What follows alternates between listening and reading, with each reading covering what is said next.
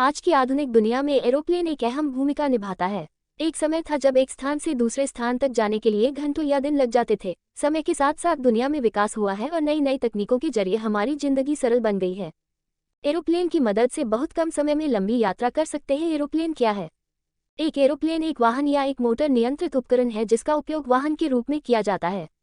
Aeroplane हल्की धातु से बना वाहन होता है जिसकी मदद से हम हवाई यात्रा कर सकते हैं, और इसे बनाने के लिए एक हल्की धातु एल्यूमीनियम का उपयोग किया जाता है ताकि इसकी ताकत और इसकी गति बनी रहे। हम सभी ने कभी न कभी एक एरोप्लेन में यात्रा की होगी, और यदि आपने नहीं किया है तो आप जल्द ही एक एरोप्लेन में यात्रा करेंगे। एरोप्लेन में बैठकर हम अक्सर सोचते हैं कि सबसे पहले एरोप्लेन का निर्माण किसने किया होगा। हवाई जहाज का आविष्कार राइट ब्रदर्स ने वर्ष 1903 में किया था। ऑरविल राइट 1871-1948 और विल्बर राइट 1867-1912 हवाई जहाज के आविष्कार के लिए दुनिया भर में जाने जाते हैं। यद्यपि उनके सामने विभिन्न प्रकार की उड़ने वाली मशीनों को डिजाइन और परीक्षण किया गया था, उनका आविष्कार पहली सफल नियंत्रित संचालित और भारी से हवा में मानवयुक्त उड़ान थी। उनके आविष्कार ने वैमानिकी उद्योग में भी क्रांति ला दी। 17 दिसंबर 1903 को राइट ब्रदर्स ऑरविल राइट को पहली उड़ान का परीक्षण करने का श्रेय दिया जाता है, जिन्होंने अपने विमान का परीक्षण किया जो 10 फीट की ऊंचाई तक पहुंच गया और 120 फीट की यात्रा की और सुरक्षित रूप से उतरा। 1896 में Smithsonian institution secretary Samuel Langley ने एक मानवरहित स्टीम संचालित मॉडल विमान को सफलतापूर्वक उड़ाया और ऑक्टेव चैन्यूट, एक शिकागो इंजीनियर और विमानन प्राधिकरण, कई लोगों को लाया।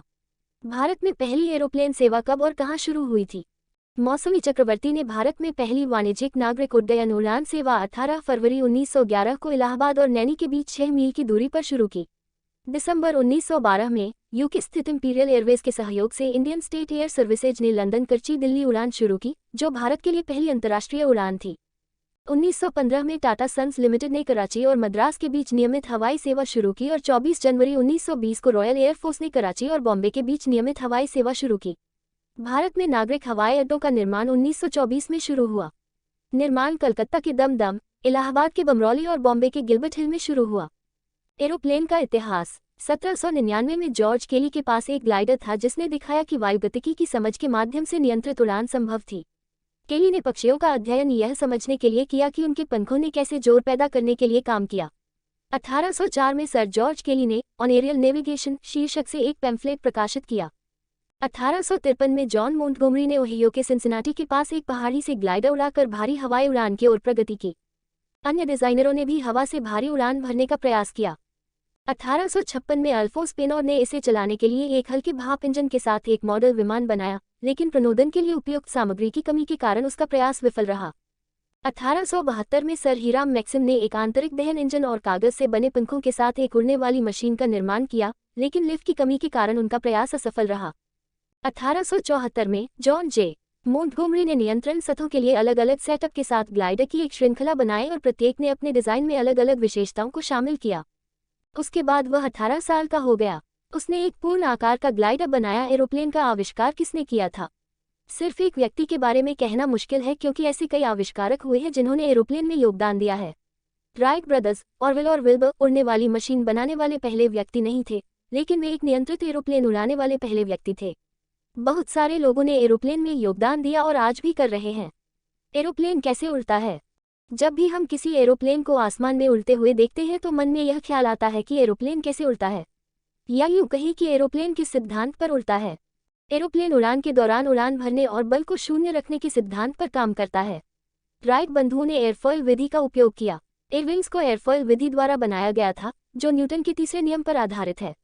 इस तकनीक का इस्तेमाल करते हुए इन दोनों भाइयों ने घुमावदार पंख बनाए जो टेक ऑफ और लैंडिंग में काफी मदद करते हैं। घुमावदार एयरविंग वायुमंडल में बहने वाली हवा को नीचे की ओर धकेलती है, जो न्यूटन के तीसरे नियम पर आधारित है। न्यूटन के तीसरे नियम के अनुसार किसी क्रिया की प्रतिक्रिया अवश्य होनी चाहिए। नतीजतन एरोप्लेन के नीचे की हवा उसे ऊपर की ओर उठाती है। उत्थापन बल के कारण गुरुत्वाकर्षण बल कम हो जाता है। परिणामस्वरूप एरोप्लेन पर कुल बल शून्य हो जाता है। एरोप्लेन को हवा में ऊपर उठाए जाने के बाद उसे एक विशेष बल द्वारा आगे की ओर धकेला जाता है, अर्थात एरोप्लेन को हवा में तेज गति से उड़ने के लिए आवश्यक विशेष बल प्रोपेलर से प्राप्त होता है। प्रोपेलर एक पंखे की तरह होता है जो बहुत तेज गति से घूमता है और इसीलिए एरोप्लेन बहुत तेज गति से आगे बढ़ता है। उड़ान के दौरान एरोप्लेन में नेविगेशन के लिए कई पंख होते हैं जिनकी मदद से इसे नियंत्रित किया जाता है। मुख्य पंख स्पॉइलर, पतवार, एलेरॉन और एलिवेटर हैं। लिफ्ट का मुख्य कार्य एरोप्लेन को ऊपर उठाना और नीचे करना है। एरोप्लेन की दिशा बदलने के लिए एयरलॉन का प्रयोग किया जाता है।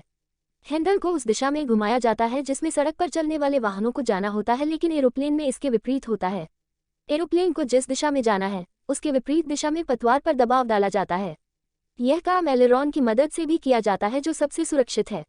जब एरोप्लेन को उतरना होता है तो स्पॉइलर का इस्तेमाल किया जाता है। यह सभी का सबसे सावधान कार्य है। चैनल को सब्सक्राइब करें और बेल आइकन को दबाना ना भूलें।